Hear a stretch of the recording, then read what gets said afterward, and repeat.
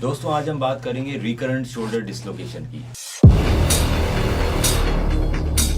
ये एक काफ़ी कॉमन प्रॉब्लम है जो मेरे पास काफ़ी ज़्यादा आती है। बहुत सारे खिलाड़ियों को खेलते हुए चोट लग जाती है जिससे उनका कंधा निकल जाता है, या कई बार अपना आप भी एक्सीडेंट में या गिर गए तो भी आपका कंधा निकल जाता है। अगर आपकी एज यंग है, आपकी एज 40 से कम है और आपका कंधा निकल जाता है तो बहुत हाई चांसेस होते हैं कि बार बार में निकलता रहता है। अगर किसी का कंधा कई बार निकल गया तो हम उसे बोलते हैं रिकरेंट शोल्डर डिसलोकेशन। ये इसलिए होता है क्योंकि जब पहली बार कंधा बाहर निकलता है दोस्तों, डिसलोकेट होता है, तब वो हमारे एक शोल्डर के अंदर एक टिश्यू होता है, बैंकार्ड टिश्यू, जिसे बोलते हैं बैंकार्ड। तो वो बैंकार्ड को तोड़ता हुआ बाहर आता है और वहां पे एक लीजन बन जाता है बैंकार्ड के अंदर, जिसकी वजह से हमारा शोल्डर अनस्टेबल आता है, वो बार बार में बाहर निकलने लग जाता है। इसका इलाज बहुत ही जरूरी है दोस्तों, क्योंकि अगर आपका शोल्डर बार बार में बाहर निकलता रहेगा तो आपका शोल्डर धीरे धीरे खराब हो जाएगा। ना तो आप कोई एक्टिविटी कर पाएंगे और धीरे धीरे वो खराब भी हो जाएगा। कई सारे लोग हमारे पास ऐसे आते हैं जिनके पास शोल्डर 200 बार निकल गया, 100 बार निकल गया। उस केस में उनकी धीरे धीरे हड्डी भी घिस। तो आज हम बात करेंगे कि इसको हम कैसे ठीक कर सकते हैं।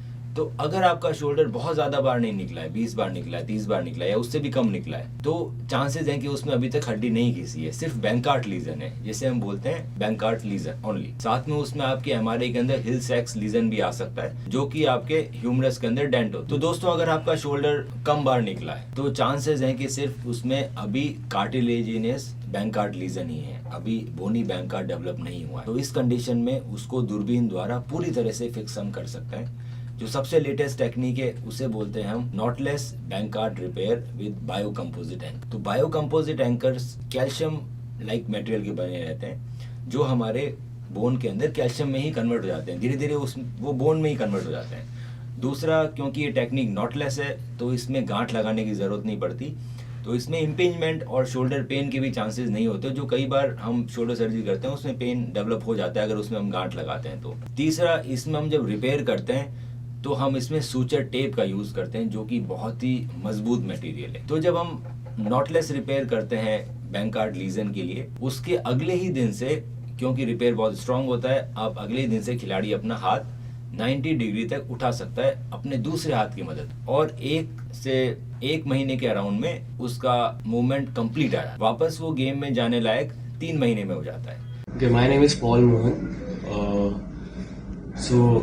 My shoulder got dislocated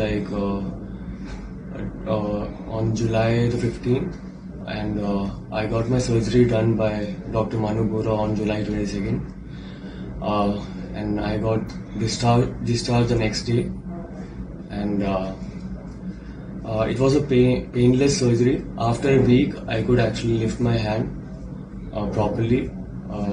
Now it's getting better and it's recovering faster. It's been like 1.5 months right now. I am able to do my activities right now. I can even drive my car. मतलब इस 6 महीने में मैंने around 3 marathon complete किया, 10 kilometres वाले। अभी मैं फरवरी में 21 करने वाला हूँ ITBI। तो थैंक्स टू डॉक्टर मनु बोरा, उन्होंने काफ़ी हेल्प किया मेरे, काफ़ी शोल्डर मूवमेंट्स और सर्जरी के बाद काफ़ी मैं वो टच में भी रहे मेरे साथ, उन्होंने काफ़ी हेल्प किया। तो ये बहुत ही एडवांस सर्जरी है, इसके अंदर आपके मूवमेंट रेस्ट्रिक्शंस बिल्कुल नहीं है, आप अगले दिन से ये सारे काम कर सकते हैं। थोड़े दिनों तक हम आपका शोल्डर बांध के रखते हैं शोल्डर इमोबिलाइजर में, वो भी आपको दिन में कई बार हटाना होता है और एक्सरसाइज करनी होती है, और 3 महीने में आप दोबारा अपने गेम में जा सकते हैं। नॉर्मल एक्टिविटी करने में सिर्फ 1 महीना का थोड़ा रेस्ट्रिक्शन है, 1 महीने बाद आप जो चाहे सारी एक्टिविटी आप परफॉर्म कर सकते दोस्तों। पर अगर आपका कई बार डिसलोकेट हुआ है, 50 बार हुआ है, 60 बार हुआ है, और आपने एमआरआई कराई, CT स्कैन कराया, उसके अंदर अगर बोनी बैंकार्ड लीजन आ गया है तो कई बार दूरबीन से ऑपरेशन संभव नहीं है, फेलियर के चांसेस बहुत बढ़ जाते हैं। इसमें हम मिनी ओपन या फिर आर्थ्रोस्कोपिक लेटार्जी प्रोसीजर करते हैं। ये एक बोन ब्लॉक प्रोसीजर है, इसमें एक छोटा सा हड्डी का टुकड़ा आपके शोल्डर में से निकाल के और बैंकार्ड जहाँ से डैमेज हुआ है वहां पर लगा दिया जाता है।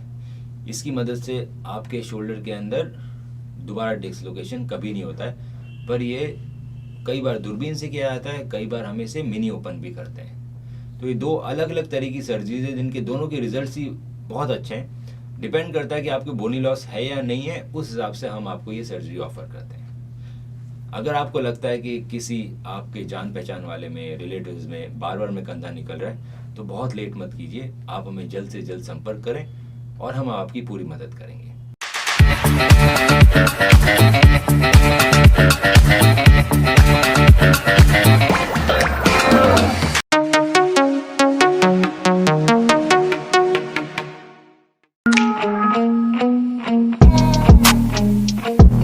है।